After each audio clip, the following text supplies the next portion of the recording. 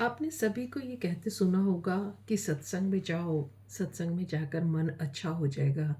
यानी किसी भी प्रकार का सत्संगति में बैठे या कहीं कथा प्रवचन हो रहा हो, जैसे भागवत का या रामायण का या अन्य कोई कथा हो रही हो, तो आप उसे जाकर सुने तो आपके विचारों को अच्छी पवित्रता मिलेगी, आपके विचार उन्नत होंगे। लेकिन वाक़ई ऐसा होता है क्या? हमने तो अक्सर देखा है कि जब भी कथा शुरू होती है तो कुछ लोगों को तो नींद आने लग जाती है।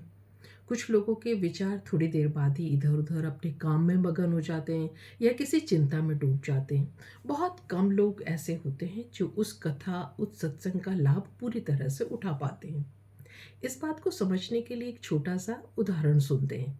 एक बार एक मंदिर में रामायण की कथा हो रही थी। पंडित जी बहुत अच्छी कथा कह रहे थे। दूर से आए थे, बड़े प्रसिद्ध थे। वहाँ पर जितने भी लोग आते थे, उनमें से एक महिला रेगुलर आती थी। कथा 7 दिन तक चल रही थी और वो महिला डेली अपनी पहली पंक्ति में आकर निश्चित जगह पर बैठ जाती थी। और जब कथा चल रही होती तो उतनी ड्यूरेशन में उसका लगातार ध्यान उस रामायण की पुस्तक पर होता और उसे देखकर उसकी आंखों से अश्रुधारा बहती रहती। पंडित जी ने इस बात को देखा। पंडित जी को लगा कि ये महिला बहुत ध्यान से इस रामायण की कथा को सुन रही है।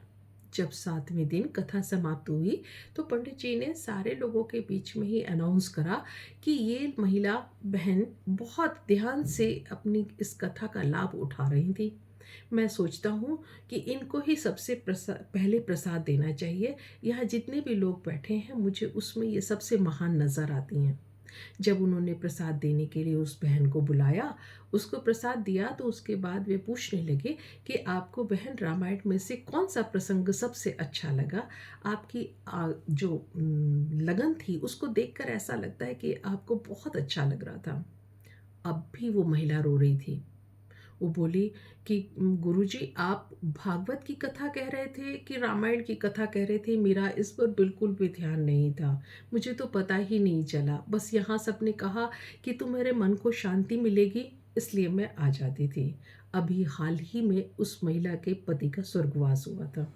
उसने बताया कि रामायण की इस पुस्तक के एंड में जो काला धागा लटक रहा है, उस लटकते काले धागे को देखकर मुझे अपने पति की याद आ जाती थी। वो इसी प्रकार का काला धागा अपनी कमर पे बांधा करते थे। यानी कहने का मतलब कि वहाँ बैठे किसी भी व्यक्ति को हम सोचे कि वो बड़े भाव से सुन रहा है, तो सच में उसका भाव क्या है, ये कोई भी नहीं जान सकता।